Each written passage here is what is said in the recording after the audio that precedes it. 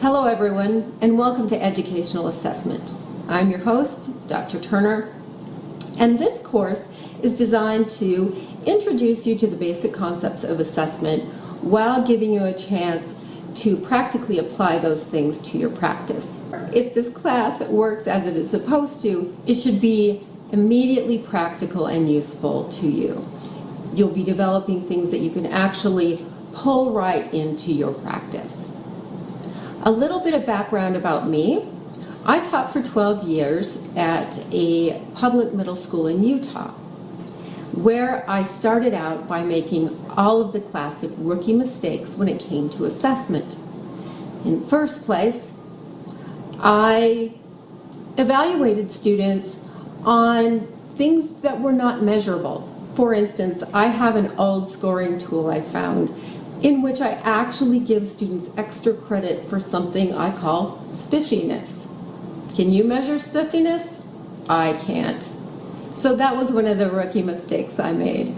The other rookie mistake I made was being so terrified about not having enough material that I never hooked anything up to the state or core standards. Well, we didn't have the core then, but we did have state standards, and I was just rushing around trying to fill time, and so I never really had any really specific goals, so I was never sure if I met specific goals. And the third rookie mistake I made was teaching a whole unit, say the British novel Hannah the Baskervilles, and then running to my friend's classroom down the hall and asking for her test. Well, obviously that's not fair, as she is going to emphasize different things in the reading of that book than I did. And so my students were often tested on stuff I hadn't taught. What I didn't realize until I was put on the state assessment committee was that assessment should be the thing that drives your instruction, so that everything you teach is preparing students to succeed. And that's something that we're going to talk about in this course as we go. The first part of the course, the first 2/3 of the course, will be mostly theory. We'll be reading James Popham's book, Classroom Assessment, what every classroom teacher should know.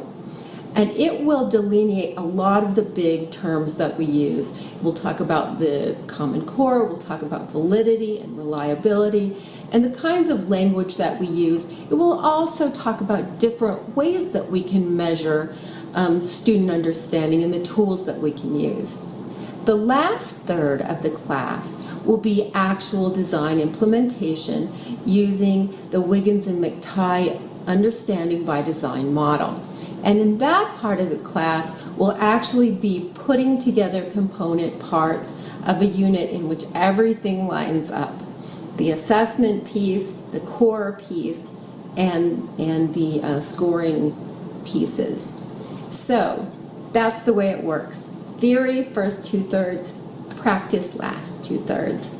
The last thing I want to leave with you is a plea for you to please read the syllabus. 50% of your grade is contingent upon class readings, posts, and discussions. And that's because I believe that the way that we make knowledge, long and enduring knowledge, is through actively constructing information by ourselves, through reading, through note-taking, through writing, and through talking about it with other people. So please make sure that you look at the syllabus and see how that's laid out. And you'll see the other assessments there as well. The last thing I want to leave you with is the invitation to please contact me at any time. If you feel like you need more information, if you are confused, please know that even though we have this online interface that is sometimes clunky and distant, I would like to make you feel as if I am here for you. So, with that said, I invite you to contact me. I invite you to look at the syllabus, control through the site, and stay in touch as we go on this journey of assessment together.